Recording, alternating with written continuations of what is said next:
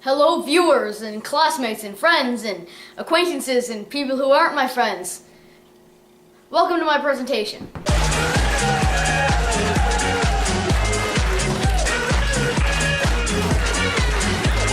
Thank you very much. I know, I'm just awesome. Welcome to meeting your great Canadian Prime Ministers firsthand. Believe it or not, this is not my guest.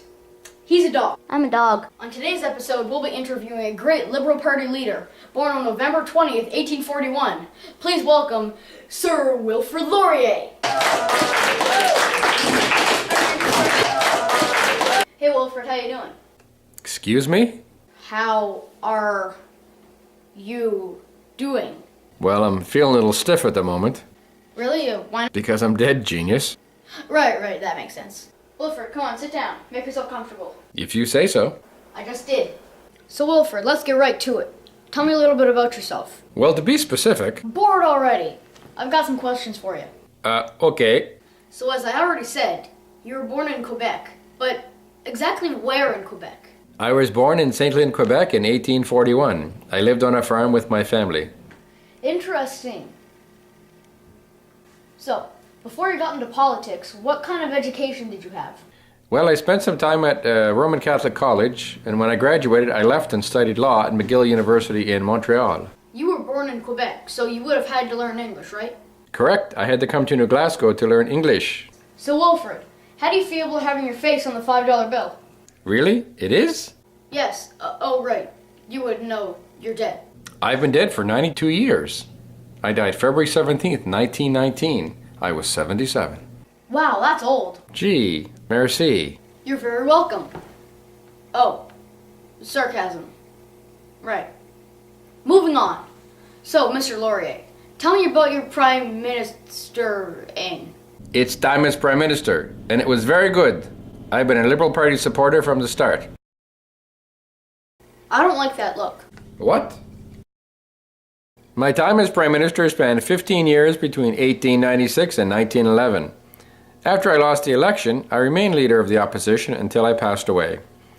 During my time as Prime Minister, I achieved many things like... Like what? Like the establishment of the Yukon, Saskatchewan, and Alberta. By the way, I was the very first Francophone Prime Minister as well. That means I was French. Earlier in the year, me and my class learned about the Alaska Boundary Dispute, the South African War, and the Naval Service Bill. I understand you had a part in all of these, right? Oui. In the Alaska Boundary Dispute, I said Canada's lack of treaty-making power, meaning the power to make treaties, made it difficult to maintain our international rights. I understand you took no action. Why is that? Well, Canada's anger over the situation gradually went away, so no action was needed. What about the Naval Service Bill? Well, with the Naval Service Bill, Great Britain wanted money from us for their Navy in World War I. The imperialists in Canada thought it was a good idea to send the money, but the nationalists didn't agree. So I made a compromise. We agreed to buy 2 of Great Britain's ships to create our very own Navy. 2 ships? That doesn't really sound like it would be a good Navy. Yeah, it wasn't. And what about the South African War, or the Boer War? Well, the British expected us to send troops to help them in South Africa. Again, there was arguing between the French and the English, so I compromised and sent a volunteer group of soldiers. Did you know that 2 of the soldiers who died were from Halifax? Oh, I almost forgot. I was also the Prime Minister during the construction of the second Transcontinental Railway. So you were good at compromises? You could say that. I just did. Continuing along, let's talk a little bit about your personal life. Okay, boss. So I hear you have a lovely wife named Zoe Lafontaine. Correct. But when we got married, of course, she became Zoe Laurier. My beautiful Zoe, she passed away. Really? When was this? Just 90 years ago, in 1921. I'm so sorry. Moi aussi. Me too. Let's move on.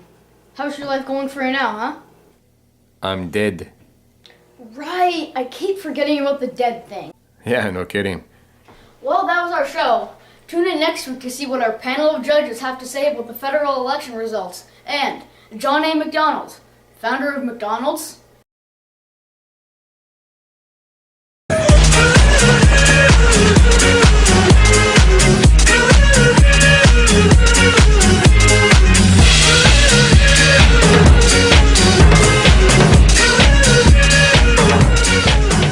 Streisand.